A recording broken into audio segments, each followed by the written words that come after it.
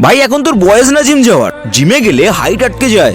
আর ওইসব protein creatine খাবি না, ওটাতে কিডনি খারাপ হয়ে যায়। এর থেকে ভালো তুই বাড়ির খাবার খা। যদি তুমি আমার মতো একজন মিডল ক্লাস ইন্ডিয়ান হয়ে থাকো আর একজন বাঙালি হয়ে থাকো, তাহলে তুমিও এই বেকার অ্যাডভাইসগুলো অলরেডি শুনে ফেলেছো।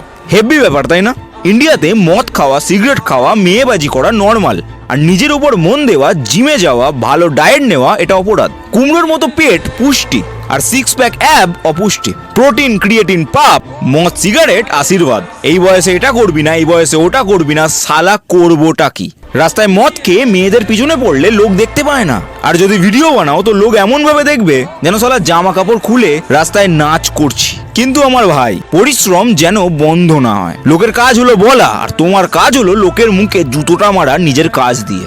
রিমেম্বার ওয়ান থিং, কাজ করার টাইমে যারা আরাম করে, তাদের যখন আরাম করার টাইম আসে তখন তাদেরকে কাজ করতে হয়। আর তুমি যদি কারো সাপোর্ট ছাড়া নিজের মেহনতে ওপরে যেতে চাও, তাহলে আমাকে ফলো করে নাও।